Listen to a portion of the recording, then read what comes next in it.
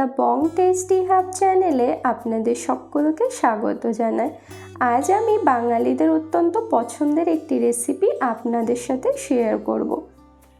এখানে আমি 3টে চিচিঙ্গা নিয়েছি। এবার এটাকে সবার প্রথমে খোসা ছাড়িয়ে নেব। তার জন্য একটা ছুরি দিয়ে এভাবে খোসা ছাড়িয়ে নিচ্ছি। আপনারা চাইলে বটি দিয়েও এই কাজটা করে নিতে পারেন, বাট ছুরি দিয়ে খুব ভালো হয় এবং তাড়াতাড়িও হয়। তো খোসা ছাড়ানো হয়ে গেছে। সেম একইভাবে বাকি চিচিঙ্গাগুলোরও খোসা এখানে আমি ছাড়িয়ে নিয়েছি। এবার এগুলো আমি কেটে নেব। তো মুখের অংশটা বাদ দিয়ে এভাবে ছোট ছোট চাকা চাকা করে প্রথমে কেটে নিতে হবে। তারপর আবারও এভাবে ছোট ছোট টুকরো করে কেটে নিতে হবে। তো সেম একইভাবে সমস্ত চিচিঙ্গাগুলো এখানে খুব ভালো করে কেটে নিয়েছি। এবার ধুয়ে নেব। তো 2 থেকে 3 বার খুব ভালো করে পরিষ্কার করে ধুয়ে নিয়েছি। এবার এর মধ্যে দিয়ে দিচ্ছি সামান্য লবণ আর দিয়ে দিচ্ছি সামান্য হলুদ গুঁড়ো, দিয়ে খুব ভালো করে মেখে নিতে হবে। আর এভাবে লবণ আর হলুদ মাখিয়ে রাখলে এক্সট্রা যে জলটা থাকবে সেটা বেরিয়ে যাবে। এবার আমি 5 থেকে 7 মিনিটের জন্য রেখে দেব। এখানে আমি কিছুটা চিংড়ি মাছ নিয়েছি। এবার চিংড়ি মাছগুলোতে আমি দিয়ে দিচ্ছি সামান্য লবণ, দিয়ে দিচ্ছি সামান্য হলুদ গুঁড়ো। এবার খুব ভালো করে লবণ আর হলুদ মেখে নিতে হবে। মেখে এটাকে সাইডে রেখে দেব। এরপর কড়াই খুব ভালো করে গরম করে কড়াইতে দিয়ে দিচ্ছি সরিষার তেল। তেলটা খুব ভালো করে গরম হয়ে এলে এবার এর মধ্যে দিয়ে দিচ্ছি লবণ হলুদ মাখানো চিংড়ি মাছ, দিয়ে চিংড়ি মাছগুলোকে খুব ভালো করে ভেজে নিতে হবে। তো এখানে আমি চিংড়ি মাছগুলো খুব ভালো করে ভেজে নিচ্ছি। তবে চিংড়ি মাছ খুব বেশি ভাজার প্রয়োজন নেই, হালকা করে ভেজে নামিয়ে নিতে হবে, নাহলে শক্ত হয়ে গেলে মুখে পড়লে ভালো লাগবে না। তো সব মাছগুলো এখানে আমি তুলে নিয়েছি। এবার ওই একই তেলের মধ্যে আমি আরও কিছুটা সরিষার তেল দিয়ে দিলাম।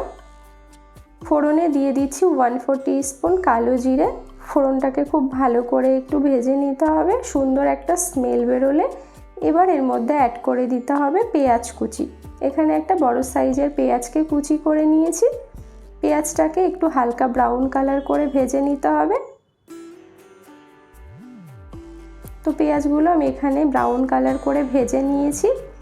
এবার এই পেঁয়াজ ভাজার মধ্যে আমি দিয়ে দিচ্ছি আলুগুলোকে আমি লম্বা লম্বা করে কেটে ভালো করে ধুয়ে নিয়েছি। আলুগুলো পেঁয়াজের সাথে একটু হালকা মিক্স করে নেওয়ার পর এবার আমি চিচিঙ্গাটা দিয়ে দিচ্ছি। আমি মেখে রেখেছিলাম, সেটা থেকে হাত দিয়ে চেপে এক্সট্রা জলটা বার করে দিয়েছি। চিচিঙ্গাগুলো দেওয়ার পরে খুব ভালোভাবে মিশিয়ে নিতে হবে আলু পেঁয়াজের সঙ্গে। তো এখানে খুব ভালো করে মেশানো হয়ে গেছে। এবার এর মধ্যে দিয়ে দিচ্ছি স্বাদ অনুযায়ী লবণ আর দিয়ে দিচ্ছি 1/4 টিস্পুন হলুদ গুঁড়ো। যেহেতু আগে আমি লবণ মাখিয়ে রেখেছিলাম, সেজন্য লবণটা একটু আপনারা ব্যালেন্স করে দেবেন। খুব ভালো করে এটা মিশিয়ে নিয়েছি। এটাকে ভালো করে ভাজা ভাজা করে নিতে হবে। তো দেখুন আলুগুলো অনেকটাই এখানে সেদ্ধ হয়ে এসছে। তো খুব ভালো করে কষিয়ে নিয়েছি। এবার এর মধ্যে আমি দিয়ে দিচ্ছি জিরে আর শুকনো লঙ্কা বাটা। আমি 5টা শুকনো লঙ্কা আর 1/2 চামচ জিরে শিলনোড়াতে বেটে নিয়েছি। ঝালটা আপনারা আপনাদের পরিমাণ বুঝে ব্যবহার করবেন।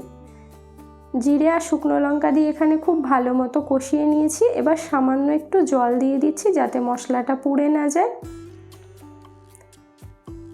দিয়ে খুব ভালো করে কষিয়ে নিয়েছি। তো দেখুন এখানে খুব সুন্দরভাবে আমার কষানো কমপ্লিট হয়ে গেছে। এবার আমি এর মধ্যে দিয়ে দিচ্ছি ভেজে রাখা চিংড়ি মাছ। চিংড়ি মাছ দিয়ে আবারও একটু নেড়ে চেড়ে মিক্স করে নিচ্ছি। আর এই রান্নাটা কিন্তু খেতে অসম্ভব ভালো হয়। আপনারা অবশ্যই এই রেসিপিটি বাড়িতে ট্রাই করবেন। আশা করি বাচ্চা থেকে বড় সবারই ভীষণই পছন্দ হবে। কষানো হয়ে গেছে। এবার সামান্য একটু জল এখানে আমি অ্যাড করে দেব। খুব বেশি জল দেওয়ার প্রয়োজন নেই, যেহেতু আলু আর চিচিঙ্গা সেদ্ধ হয়ে গেছে। ঝোলটা ফুটে উঠেছে। এবার আমি ঢাকা দিয়ে 5 থেকে 7 মিনিটের জন্য মিডিয়াম আঁচে রান্না করব। 7 মিনিট পরে ঢাকনাটা খুলে নিয়েছি। দেখুন সবজিগুলো খুব সুন্দর সেদ্ধ হয়ে গেছে। খুব ভালোভাবে মিক্স করে নিয়েছি। দেখুন অনেকটা শুকনো শুকনো হয়ে গেছে, কোনো গ্রেভি নেই। তো রান্নাটা এখানে অলমোস্ট ডান। ফ্লেমটাকে অফ করে দিয়ে এটাকে একটা প্লেটে সার্ভ করে নিচ্ছি।